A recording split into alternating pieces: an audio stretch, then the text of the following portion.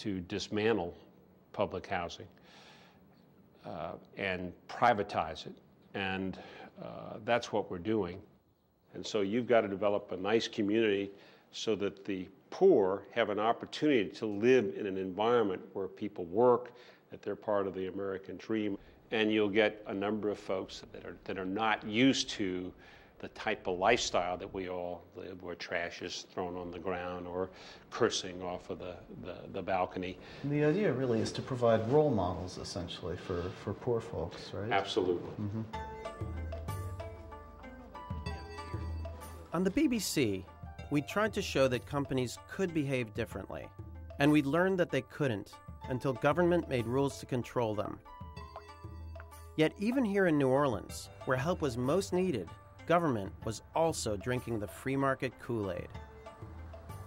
I believe in a market-driven process.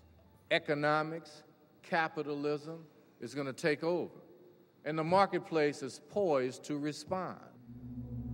So the government didn't believe in government. We knew what we had to do.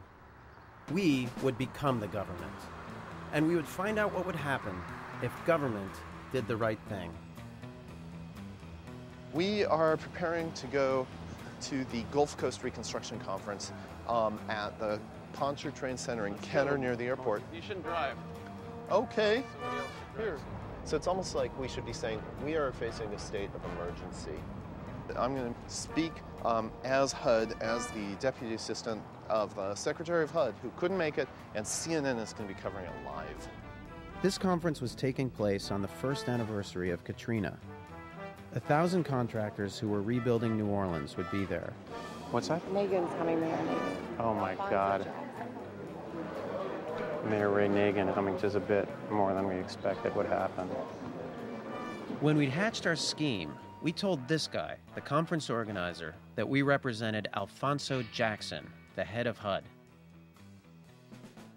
When the mayor and governor found out that Jackson would be there, they had to be there too.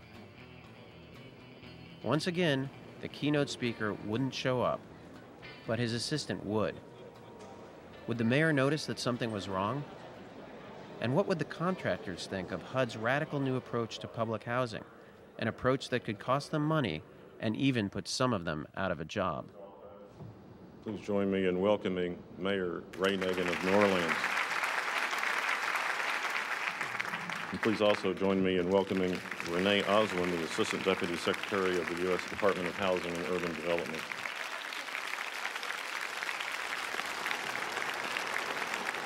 So it's an honor to share the stage with our two partners in recovery, with Renee Oswin representing HUD, who's definitely one of our most important partners in this rebuilding effort, and Mayor Nagin of New Orleans, whose challenges are enormous. And I also want to stop and thank Renee, who's here from HUD. HUD has been an incredible, incredible partner with us. We are on the verge of doing some really unique things, some things that we could have never tackled in the city of New Orleans.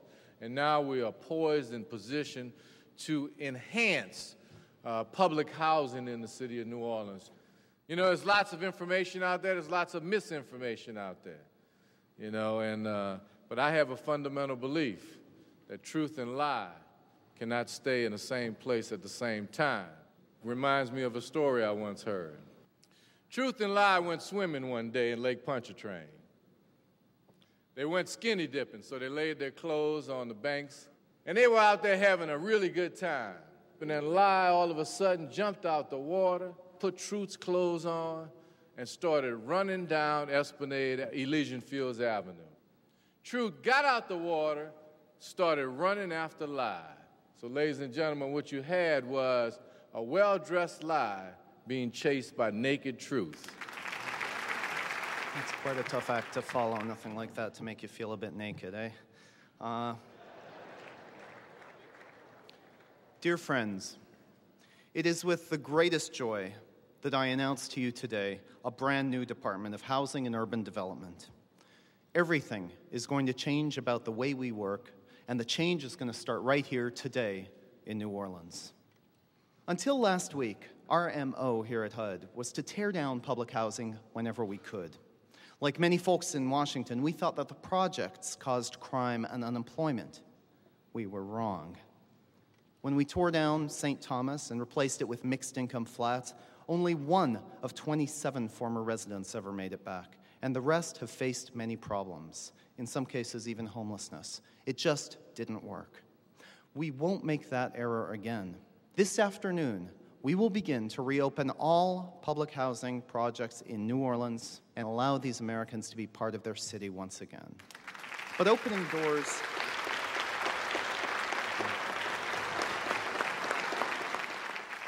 doors won't be enough. As you know, the main reason New Orleans was so vulnerable to Katrina was the destruction of the wetlands. I am very, very, very pleased to announce that Exxon and Shell have agreed to finance wetlands rebuilding from part of the $60 billion in profits this year. As J. Stephen Simon, Exxon Vice President, writes, ExxonMobil is earmarking $8.6 billion from revenues our company has made in this region so as to assure that ExxonMobil never again has a hand in destroying a large American city. Ladies and gentlemen, we will rebuild not just New Orleans, we will rebuild the American dream. Please come join us at the Lafitte Housing Complex for a ribbon-cutting ceremony immediately after the plenary session. This is what we're all here for, so let's make it happen. Let's bring New Orleans back. I thought it was very uplifting.